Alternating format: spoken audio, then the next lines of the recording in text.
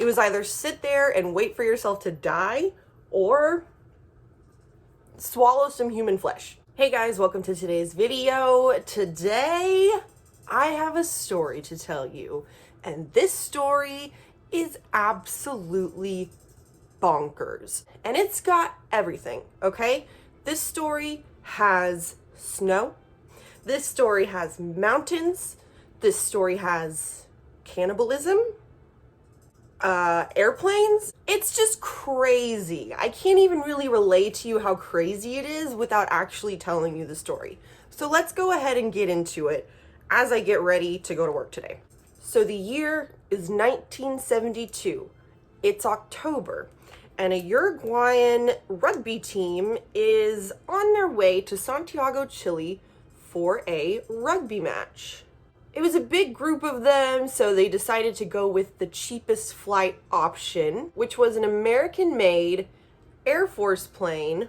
Now, while this plane was the most cost-effective, it was in no way, shape, or form the safest plane. In fact, it had the nickname the lead sled because of its atrocious safety record and the fact that it just was like really big and clunky. They're all like college age guys. The youngest player on the team was 18. Along with the players, there was also some family members on board, and there was also crew members on the flight, 2 pilots and 3 stewards, I think is what it was. It was 45 people in total.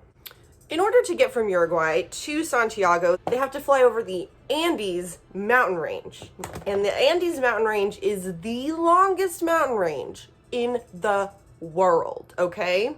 It is massive, unforgiving terrain. The weather was bad. The weather was really bad. And the pilots were having trouble like seeing through the clouds and the snow and all of that jazz. As they were approaching Chile, and they were like really close, y'all, the pilots actually told air traffic control that they were 1 minute away and that they were going to begin their descent. The problem with this was that they weren't 1 minute away. They were actually 11 minutes away. So the plane started to descend, and you know, everybody on the plane was just chilling, having a good time, kikiing, throwing the rugby ball or whatever. I don't really know anything about rugby. But, you know, they were having a good old time. And then very suddenly it was like, boom, boom, boom, boom, boom, boom, boom, boom, boom, boom, you know? Like it just came out of nowhere pretty much. I just remember the sound of the impact. Lost the wings, lost the tail. I was so afraid. What had happened was they started going down like this, and they started to realize their error as they noticed like, oh, we're like in the mountains right now. So they decided to pull up and accelerate. And so now they're going like at this angle, but between the turbulence and the weather and just the jerking the plane around, basically, the engine failed on them, and the plane is now at this angle and starting to like drop like this. So as the plane starts to drop, the back of it goes right off of the top of a little mountain range. So the back half of the plane breaks off, boom, gone, 12 people are dead, just like that.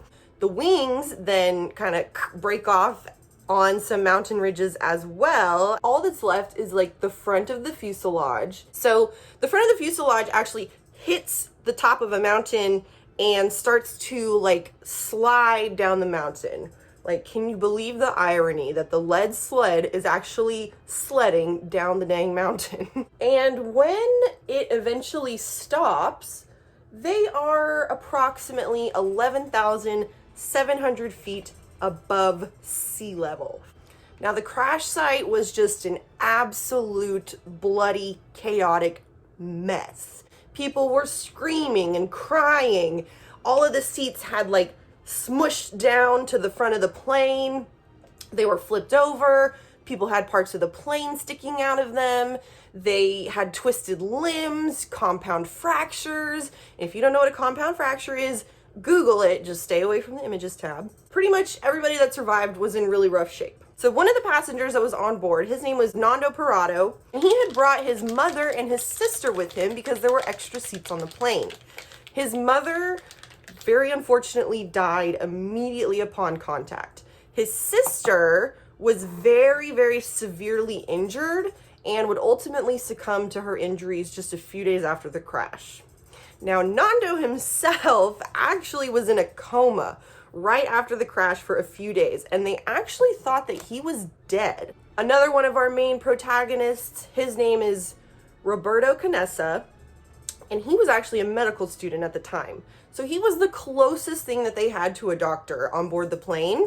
So he got to like tending to the wounded just immediately, trying to get everybody bandaged up. And what they ended up doing was pushing all of the luggage and all of the dead bodies towards the openings of the fuselage to kind of like, you know, barricade it to try and keep it warm inside.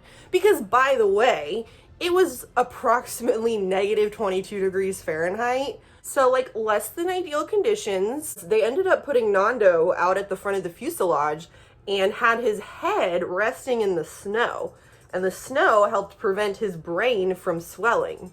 So he ended up waking up from his coma after 3 days. He would later say that he fell asleep on the plane and then woke up in hell. But plot twist, hell is actually negative 22 degrees. As they're like rummaging around all of the wreckage, they actually find a transistor radio. And it's just one way, so they can't talk back to them, but they can hear air traffic controls and the rescue group talking about trying to find them, right? And within the first couple days, they actually saw several airplanes fly over the wreckage, and they tried just about everything that they could. They lined up their suitcases in the shape of a cross. They tried to write out SOS in the snow. The reality of their situation was that they were in the middle of winter in the Andes, surrounded by snow with a white fuselage next to them.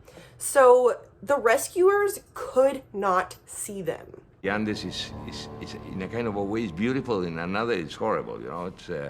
And that day, two planes passed over us. Didn't see it. Didn't. Can you even imagine that feeling of like your impending doom? Oh, but there's rescuers there. Okay, it's gonna be okay. And then they don't see you and they never come get you. Now, as far as what they had with them on the plane, it wasn't much. They had like plenty of booze and cigarettes to go around, but they had very, very little food. They literally had like a few chocolate bars, a can of almonds, like a handful of candy. Like it was nothing. Like they had nothing. And at that point, there were still like 20 something of them alive. Now, what makes the situation particularly challenging is that they were in the Andes mountain range, which is an extremely brutal and destitute terrain. Like, I really need you guys to understand that they had nothing around them but snow and rocks. No animals, no vegetation, nothing. Even now, 40 years later, getting to the site is dangerous and difficult. Looking around, there is nothing but sheer rock faces. We had to wait till late summer when the snow has melted and it's safe to land. Now we are over the crash site. Just there is the crash site. Now, most of the survivors were members of the rugby team, but although they were quite physically fit, what they didn't have much of was like fat cover, which is really what would be beneficial in that type of a situation. Because even being sedentary at that Arctic of a temperature, your body is going to rapidly burn calories. Not only that, but it's not like they had packed for a trip to the Andes, you know? So they didn't have any kind of mountain climbing gear. They didn't have any kind of hefty winter clothing, and none of them had really any survival skills. Like, they talked about how they were pretty privileged young men. On top of that, several of them were injured, like severely injured. So their bodies were just burning up those calories so fast They had nothing to eat, nothing around them. So as if things weren't bad enough as it is, you know, they're still holding out hope that they're gonna be rescued. On day 10, though, they hear over the radio that the search efforts were being called off. Yeah, could you imagine? Could you imagine? Oh my God, I would be so freaked out. I would be just completely losing my mind. You're in that situation, and then you literally hear that they're giving up. They can't find you, and so they're just done. They're giving up. They've accepted that you're gone, you're dead, they don't know where you are, and they don't really care anymore.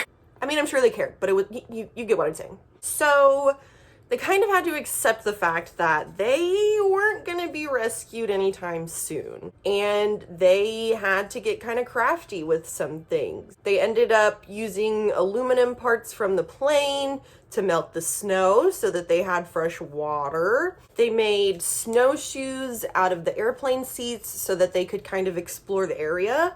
But given the high altitude, their extremely weakened state, the freezing cold temperatures, they were barely able to make it like more than a few meters before they would tire out. And they talked about how they could feel their bodies starting to eat themselves because of the lack of nutrients.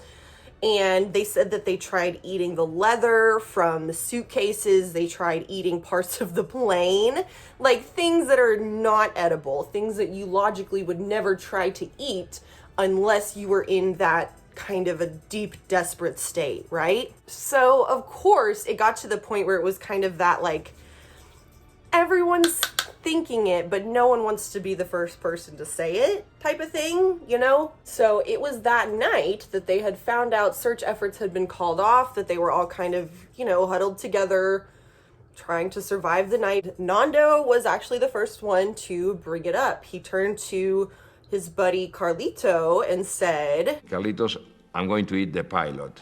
Carlitos, I'm going to eat the pilot. So yeah, folks, that's where we're at. That's the situation that we're in. But the pilots, I guess, were the easiest place to start. You know, they didn't have personal relationships with the pilots. And I think that kind of like in the back of their minds, it was like the pilot's fault. Because it kind of was, you know? So listen, they did what they had to do. And it was not an easy decision for any of them to make. Several of them were resistant to it at first, but they had literally no other choice. It was either sit there and wait for yourself to die or swallow some human flesh. Your mouth doesn't want to open because you don't want to swallow a piece of a dead person. And then I thought of my mother, that she told me if one of my sons dies, I couldn't make it in life. I would die myself. So I said, if for not giving up, I have to eat this piece, I just swallow it, and nothing happened. Anyways, they had a real moral hang-up on doing the whole thing. They were all very spiritual, and they were very concerned that they were going to be stealing the souls of these individuals. And they did not want that on their, like, holy track record, basically. So they prayed profusely to God, and they treated the whole thing like a holy communion. There were, though, 3 bodies that were off limits, and those were the bodies of Nando's mother and his sister and a young boy that was a nephew of one of the other members of the team. I don't even think they like chewed it or anything. I think they literally just took pieces of it and swallowed it. Again, Roberto being a medical student, he was the closest thing that they had to a doctor. So he got the pleasure of patching up the wounded, moving the dead bodies around, cutting into the dead bodies. He got to do just all of the super fun stuff. Some of them like couldn't even stomach to be there when the bodies were being cut into. That would be me. That would be me. I would be like, I don't want to see it.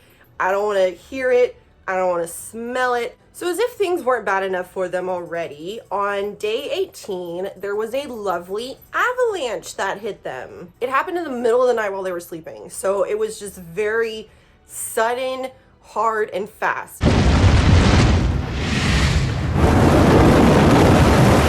When the avalanche hits the fuselage, it goes inside and it buries 27 of the guys over there. It was so fast, it's like a lightning hitting you. So the avalanche, as I'm sure you can imagine, was just a big old hot mess. They all got buried under feet of snow.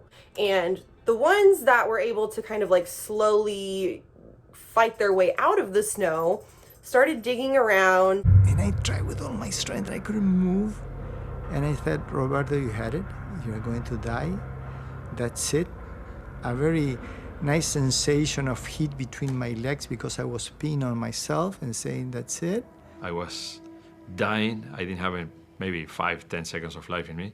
Somebody scratched my face and I could breathe. Ultimately, we're able to save most of the remaining survivors. However, 8 more of the plane passengers did perish following the avalanche. The, I guess somewhat upside of it was that before the avalanche had happened, they did all agree that should something happen to them, that their bodies were up for grabs. But at the same time, these were like their friends that just so shortly ago were like alive and in this with them, trying to survive with them, and now all of a sudden, you're eating him. So it was around day 60 that Nando just decided he couldn't take it anymore. He decided that his only option left was to walk right out of the mountains.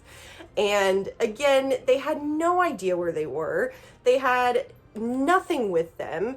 And so this just seemed like the wildest idea. But at the same time, it was that or just basically sit there and wait to die. Also, Nando was very concerned that if he stayed there any longer, they would run out of food and he would end up having to eat his mother and his sister. And like for him, that just was not the tea. Like he was just not about to do that. So they talked it over a little bit and they decided to send Nando, Roberto, and another guy named Antonio Vizintin. The 3 of them packed up a bunch of meat into socks. What they didn't know was that they were like 40-something miles away from the nearest road. And not just like 40-something miles like in the prairies where you're just walking 40-something miles flat and straight. They were 40-something miles in the depths of the Andes mountain range. It took them 3 days to get to the top of their first mountain, and they were expecting to see like grass and trees and roads and humans and something. It took us 3 days to climb the first mountain. And the worst part was the last part of the 3rd day, when I reached the summit of the mountain. And I thought I was going to look into a green valley with roads, and then I realized I was in the middle of the Andes. And that's not what they saw when they got to the top of this first mountain. I couldn't see anything but peaks and peaks and peaks surrounded by mountains, 360 degrees around me. And I mean, can you imagine how, like, the hopelessness that you would feel in this moment? Like, I'm sure that they're in like full-on survival mode, and they, said that they just had to keep going. My compromise was to give a step. And this is something I learned in life. I don't look at the mountain, I look to my next step, because there are lots of things that are uncertain in life, and you don't know. But if you don't take the steps, you will never know how far can you go. But oh my gosh, I would be so discouraged at that point, So anyways, at that point, Antonio Vizintin decided to turn back because they were like, well, it took us 3 days to get here. We got all of that left to go, and we do not have enough food and supplies to like make it happen. So Antonio turned back, and it ended up just being Roberto and Nando on this trek, and they were like, we'll either get there or we'll die trying to. And keep in mind too that this, again, they had nothing. They had no idea what was going on. They just had to hope that they didn't die on this little mission of theirs. I feel like if I was in that situation, I would be pretty confident that they would die. I would be like, they're for sure gonna die. And then they go out there, they're gonna freeze to death, we're gonna find their bodies later, and we're gonna have to eat them, and that's just what's gonna happen. But they didn't die. They walked for 10 more days. 10 days. 10 days of just walking, climbing, eating your friends, and nearly freezing to death. And just hoping that you're gonna find something. But eventually, they did find something. Eventually, they got to where it was like a little bit warmer out. So they found like a trickling stream of water. And they knew that if they followed running water, they would find a bigger body of water, and where there's a bigger body of water, there are humans. So they just followed this little tiny trickle of water until it turned into a river, and then they just started walking along the river until they saw a person. They saw a man on a horse across the river. They shouted to him, and I guess they just were too far away, that like communication was not efficient or effective, whatever. So this guy ended up tying a piece of paper and a pencil to a rock, and he tossed it across the river.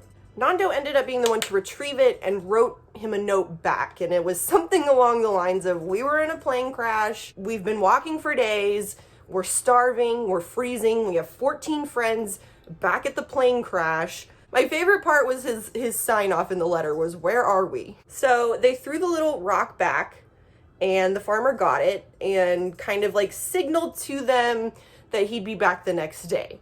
And before he left, he threw them over some bread. So they kind of just like chilled there for the night, enjoyed their bread. And I was so impressed with those pieces of bread that last year I told the shepherd, Sergio, I will never forget the 2 pieces of bread that you gave Nando. And he said, 2, I gave him 4 pieces of bread. And I asked Nando, how many pieces of bread did the shepherd? He began winkling. When Nando winkles, he says he's telling you lies. Was it 4 pieces or 2? I can't remember. Roberto says it was 4, and I ate 2. Yeah. I think there were 3, and I ate 2. Anyway, I had done all the effort to go to get the bread. So the farmer, of course, came back the next day and rescued them. They were able to work with the rescuers to find the crash site, and the remaining 14 passengers that survived were rescued on day 71 and day 72. They weren't able to get everybody all in one go because of, they were in the mountains and weather and planes and things. So it was just a logistical thing, but they did get everybody that survived out. We start hearing the beautiful noise of the helicopters coming. And then there appears those 2 beautiful birds, as I used to say, birds of freedom. This is actual vision of the rescue. The living numbered 16. 29 had perished. And people were thrilled, Everyone had pretty much accepted that they were dead at that point. But this, excitement for them still being alive quickly turned to skepticism, because they had been out there for 2.5 months, 72 days to be exact, which is a long time. And they were like, they kind of started to do the math. They were like, you're alive, but you didn't have anything on the plane. So how did you sobrevivir ustedes? ¿De qué se alimentaban? Bueno, sobre ese tema. Sí. And apparently there were like some photos that were taken of the crash site afterwards, and there was like, pictures of human remains, like pictures of bones that had been laid out, that type of a thing. So it quickly became clear what the group ended up having to do to survive. And what I thought was really crazy was that the public turned on them so quick. People were super mad that they had done this. People were disgusted. And I think that the hardest blow for them was that even the church condemned them for what they had done. But of course, it's not like they're just these animals now that are like, human meat.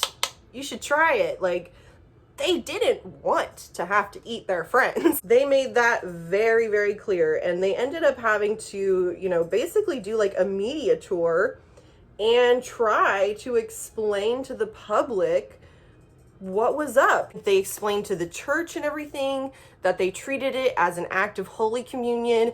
They never wanted to do it, and they never would have done it if it wasn't a literal matter of life or death. It was either sit there and wait for themselves to die or utilize the only source of energy that was available to them.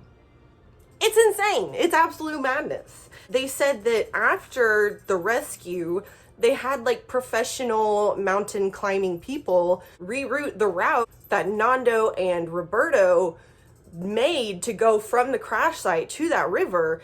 And they were like, we really have no idea how you guys survived this. Like, it was challenging for the professionals with their professional gear and resources and all of that to do. So I'm just like blown away by this story. It's so crazy. Although it was, you know, quite tragedy riddled, the whole situation, the survivors managed to go on and live great lives. Like I said, they all kind of did like this media tour where they went and told their story. Some of them wrote books. Roberto wrote a book. Roberto actually went on to become a pediatrician. He's a children's cardiologist specialist. Like, he's a child's heart doctor, basically. And Nando actually went on to become a professional race car driver. And they both have beautiful families and children and lived a great full life and are still around to this day to tell about that one time they tried to take a flight from Uruguay to Chile and it just did not work out how they anticipated. Anyways, super cool story, really crazy stuff. Let me know what you guys think. I always love hearing from you, of course, and would love to hear from you on this one especially. So I really hope that you enjoyed this video. Thank you so much for watching, and I'll see you in my next video, okay? Okay, bye. We receive from life lots more than what we need, and we do lots less than what we can. If you have a decent kind of food to eat, if you have a bed, if you have water, yeah, life is more simple than what we think. We really make it complex.